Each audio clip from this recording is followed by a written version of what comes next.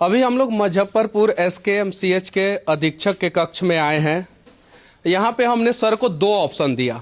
पहला ऑप्शन ये दिया कि थोड़ा समय दीजिए, हम आपसे कड़वे सवाल पूछेंगे, और दूसरा ऑप्शन सर को हमने ये दिया, सर सामने बैठे हुए हैं, सामने मैं बोल रहा हूँ, कि अगर आप समय नहीं दीजिएगा तो बाहर से चिल्लाएंगे। तो सर ने बोला कि पहला वाला ऑप्शन हमें मंजूर नहीं है, दूसरा वाला ऑप्शन हमें मंजूर है, आप बाहर से चिल्ला सकते हैं। अधीक्षक का कमरा आप देख सकते हैं कितना टकाटक है, हंस भी रहे हैं, लोग मर रहे हैं लेकिन इनके चेहरे पे हंसी है, जरा सोचिए।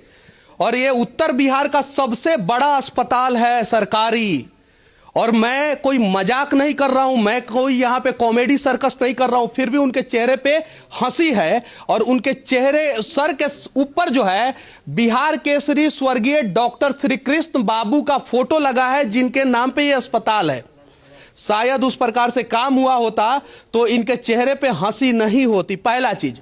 दूसरा चीज, इन्हीं के केबिन में बैठ के घुस के मैं इन्हीं से एक सवाल करना चाहता हूं कि अगर आप ईमानदार हैं तो आप अपनी संपत्ति का सार्वजनिक ब्यौरा दें, और बिहार के जितने भी सरकारी अस्पताल के सुप्रिंटेंडेंट हैं उनके संपत्ति का सार्वजनिक ब्यौरा दिया जाना चाहिए। मैं यहाँ पे इसलिए आया हूँ कि मुजफ्फरपुर में एक बहुत बड़ा कांड हुआ है, उसके लिए किसी ने अभी तक ट्वीट नहीं किया है। यहाँ पे कांड हुआ है कि बहुत सारे लोगों के आंखों का रोशनी एक प्राइवेट संस्था वाले ने इलाज करने के दौरान खराब कर दिया है। चलिए अब बाहर चलेंगे और बाहर से ही हम लोग कुछ दिखाने का प्रयास करेंगे। फिर भी सर से मैं पूछूंगा कि सर आपके पास 2 मिनट समय होगा क्या?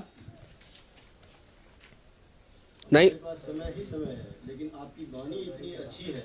मेरी वाणी इतनी कड़वी होती है ना? नहीं होना चाहिए। नहीं, ऐसी ही है sir. You are inside the institution, you have not taken permission. हाँ। You are speaking like a dictator, you are not my boss. नहीं सर, मैं आपका बॉस नहीं। Ask plenty of समय है, whatever question you Sir- have, you can ask me. Sir आप सरकारी काम में बाधा के रूप में मेरे ऊपर केस कर दीजिए, मुझे jail पहुंचू। The meetings are going on. हाँ ठीक है सर, मैं आप हाँ तो कर दीजिए सर। मैं चाहता हूं कि आप एक सरकारी काम में बाधा के रूप में मेरे ऊपर केस कर दीजिए। मैंने आपसे कुछ हमको समय ज्यादा नहीं, हमारी मीटिंग और HODs are here. ठीक है सर। लेकिन बेटर आपने कहा था कि बाहर ही जाएंगे, लेकिन फिर भी मेरे पास चले आए। हाँ ठीक, काफी जोर से बोल रहे हैं। ठीक है सर। हाँ, पहला सवाल है कि यहाँ पे स्ट्रेचर के लिए भी जो आदमी आते हैं वो पैसा मांगते हैं, उस पर क्या कहना चाहते हैं? मेरे पास बाहर सबूत है, मैं उसको भी दिखाऊंगा सर। सबूत लेके FIR करिए, यहाँ कोई पैसा नहीं लेता है।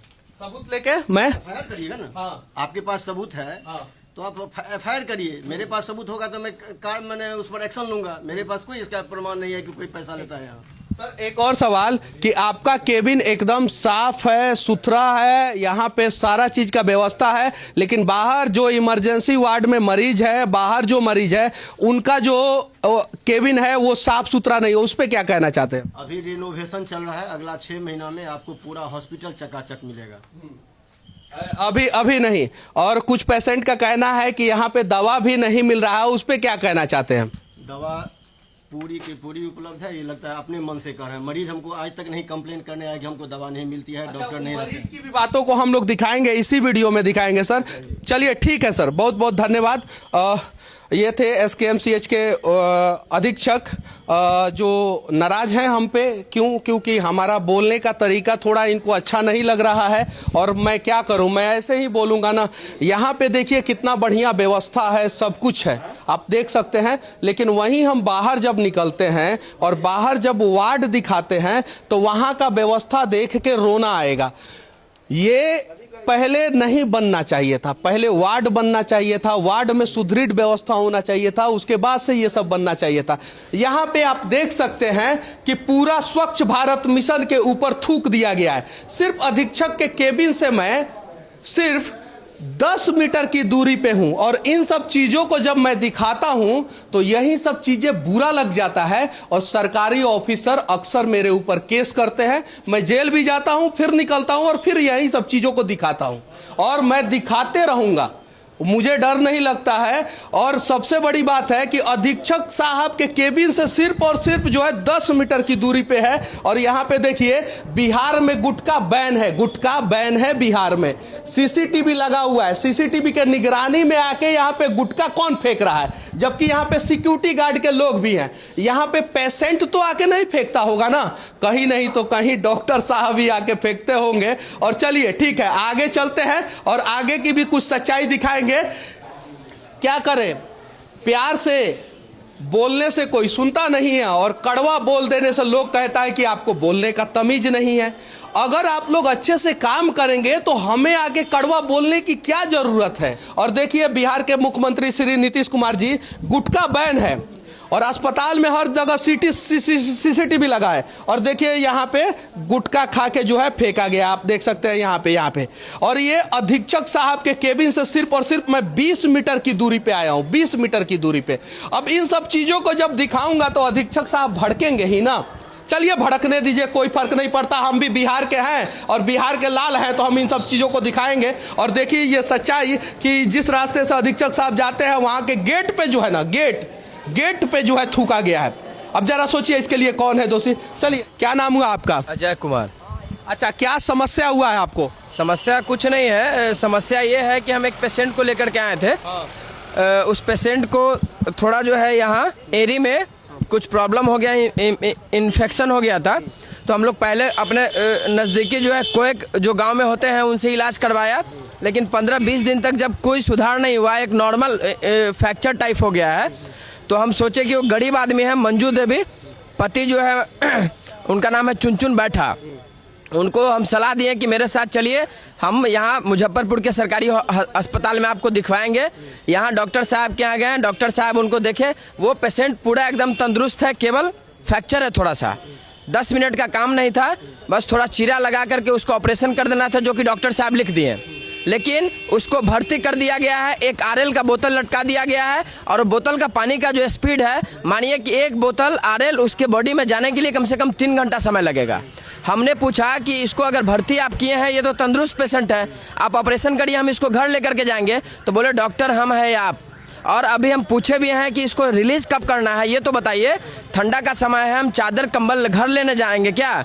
तो बोले हैं कि वो आपकी प्रॉब्लम है, लेकिन आपके पेशेंट को यहाँ भर्ती होगा जब डॉक्टर साहब आएंगे तब ये देखेंगे। या तो इसका मतलब जो देखे हैं वो डॉक्टर नहीं रहे होंगे, अगर डॉक्टर साहब अगर थे तो ऑपरेशन क्यों नहीं हुआ है, भर्ती मेरे पेशेंट को क्यों किया गया है, बस यही हम जान रहे हैं। अच्छा, वो स्ट्रेचर के बारे में आप बोल रहे थे, वो क्या समस्या होती है? दूसरा कि डॉक्टर साहब वहाँ अपने ही वार्ड में एक बेंच पड़ा था, वहाँ पे आरएल का बोतल लगा दिए हैं। जब उससे पूछने गए हैं कि भर्ती किए तो यही रहेगा पेशेंट क्या, तो नहीं, आप बाहर से स्ट्रेचर ले आइए और स्ट्रेचर से पेशेंट को ऊपर ले जाइए। हम बोले कि हम स्ट्रेचर लाएंगे, तो हाँ बाहर स्ट्रेचर लगा है, स्ट्रेचर वाले स्टाफ होते हैं, वहाँ से स्ट्रेचर ले जा करके इमरजेंसी में भर्ती करवाइए। हम आए हैं, वहाँ महिला स्ट्रेचर वाली थी, उनको हम बोले हैं कि सिस्टर इस तरह का प्रॉब्लम है, वो गई है, पेशेंट को स्ट्रेचर लेकर के ऊपर रख दी है और बोले हैं कि खर्चा देना है 50 रुपया। हम बोले हैं कि हमको देना पड़ता है क्या? तो हाँ आप ही को देना होगा। फिर हम 50 का नोट निकाल करके दिए। अभी भी मेरा पेशेंट 2nd फ्लोर पे है, इमरजेंसी में भर्ती है। अच्छा, सच बोल रहे हैं कि झूठ बोल रहे हैं? चूंकि सुनिए, सरकारी आंकड़ों के अनुसार आप झूठ बोल रहे हैं, क्योंकि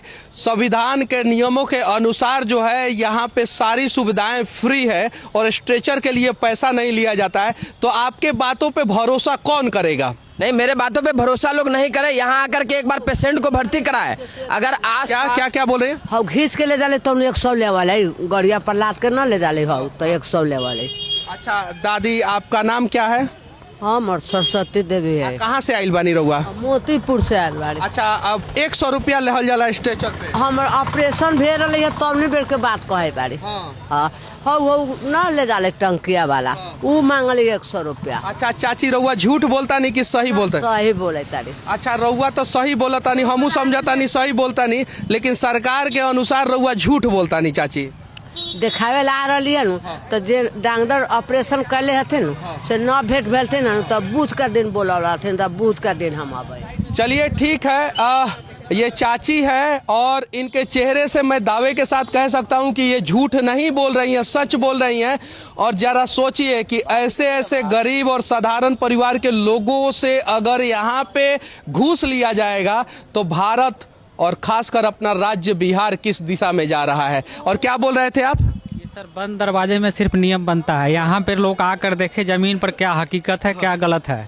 सरकार के हिसाब से आप कह रहे हैं कि ये झूठ बोल रही है, लेकिन यहाँ आने के बाद लोग देखे स्थिति परिस्थिति को, तभी तो पता चलेगा कि सच क्या है झूठ क्या है।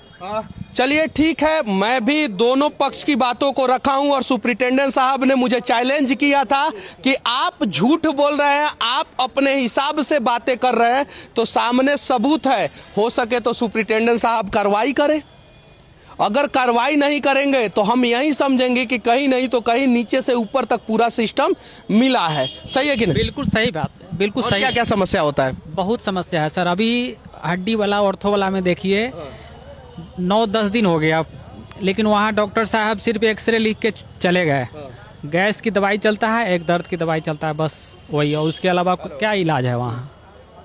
कुछ नहीं इलाज है। कुछ नहीं इलाज है, जाकर देखिए आप लोग वहाँ। और इसी वजह से जो है गरीब लोग अपने पेशेंट को लेके प्राइवेट अस्पताल में जाते हैं, और कहीं गलती से सस्ता में इलाज करने का कोई वादा करता है तो अपना आंख का इलाज सस्ता अस्पताल में करवाने चले जाते हैं, और वहां पे एक्सपायरी दवा आंख में डाल दिया जाता है, और उसके बाद से वो अपनी आंखों की रोशनी खो देते हैं। सही है कि नहीं? बिल्कुल सही बात है। अच्छा, क्या समस्या है आपको? हमारे यही है कि विकलांग आदमी है, हमारे बीवी का डिलीवरी हुआ था, फिर दूसरा टाका टूट गया था उसको। अब 10 दिन से टाका टूट गया है, उसको सिलाई विलाई कुछ नहीं होता है, अब वैसी पड़ा हुआ है हमारे। अब जरा सोचिए, इस सिस्टम पे मैं रोऊं, चिल्लाऊं, चीखूं या इस सिस्टम से टकरा जाऊं, समझ में नहीं आ रहा है। अगर मेरे अंदर उतना हिम्मत और हौसला होता तो शायद इन लोगों के समस्याओं का समाधान करने के लिए जो जो दोषी है उसे घसीट के बाहर लेके आता, लेकिन मैं नहीं लेके आ सकता हूं, इसलिए कि सरकारी काम में बाधा, धारा 353।